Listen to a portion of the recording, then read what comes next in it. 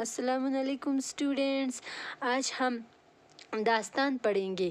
داستان اردو کی نثری اصناف میں داستان کا کافی اہمیت حاصل ہے۔ داستان کو کافی اہمیت حاصل ہے۔ ہمارے ہاں ناولوں سے پہلے داستانوں کا رواج عام تھا۔ درباروں میں داستان گو ملازم رکھے جاتے تھے۔ درباروں مطلب بادشاہ کے درباروں میں داستان گو مطلب داستان کہنے والوں کو، داستان لکھنے والوں کو ملازم رکھے جاتے تھے، جو باقاعدہ مجلسوں میں داستانیں سنایا کرتے تھے۔ ان داستانوں کا مقصد سامعین کو کچھ دیر کے لیے فرحت و مسرت کا سامان مہیا کرنا تھا۔ سامعین مطلب سننے والوں کو، داستان سننے والوں کو کچھ دیر تک فرحت و مسرت مطلب خوشی اور سرور کا سامان مہیا کرنا تھا۔ یہ داستانیں قصہ در قصہ ہوا کرتی تھیں اور داستان گو انہیں قسط وار مہینوں سنایا کرتے تھے۔ ان میں زیادہ تر خیالی قصے ہوتے تھے اور مافوق الفطرت مطلب عجیب و غریب عناصر یعنی دیووں اور پریوں کے ماہر القول مطلب حیرت انگیز کارنامے بڑے حیرت انگیز اسلوب میں بیان کیے جاتے تھے۔ بظاہر ان قصوں کا حقیقی زندگی سے دور کا بھی واسطہ نہیں ہوتا تھا، تاہم ان میں اپنے زمانے کی معاشرت کی عکاسی بھی ہوتی تھی۔ اردو میں داستانوں کا رواج ہمیں اس زمانے سے ملتا ہے جب اس کی تصنیف و تالیف کا سلسلہ شروع ہوا۔ لکھنے اور پڑھنے کا سلسلہ شروع ہوا۔ جنوبی ہند میں لکھی گئی ملا وحشی کی سبرس اردو کی قدیم ترین داستان ہے، جس میں عشق و عقل کی کشمکش کو بڑے دلچسپ اسلوب میں پیش کیا گیا ہے۔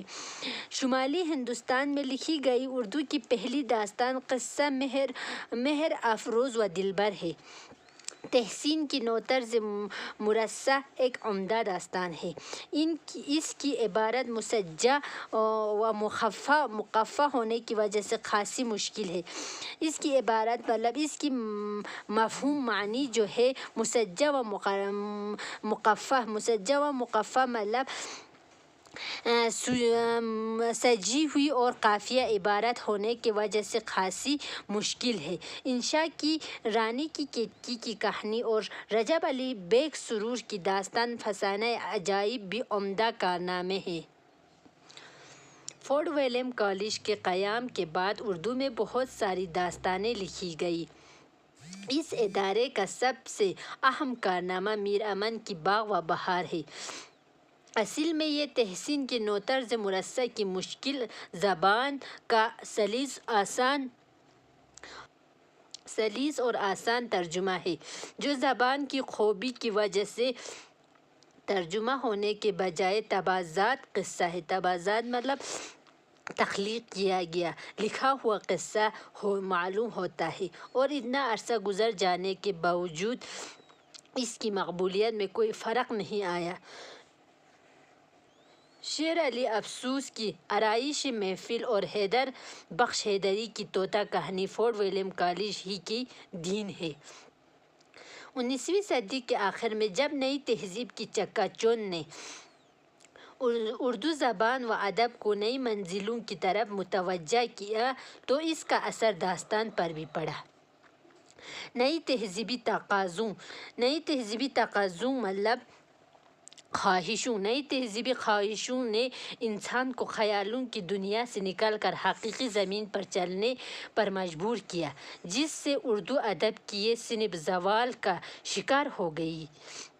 تاہم یہ کہنا بے جا نہ ہوگا کہ کہانی کی دنیا میں آج ہمیں جتنی پیش رفت نظر آتی ہے وہ ہرگز ممکن نہ ہوتی اگر داستان کا بے پناہ سرمایہ ہمیں ورثے میں نہ ملا ہوتا۔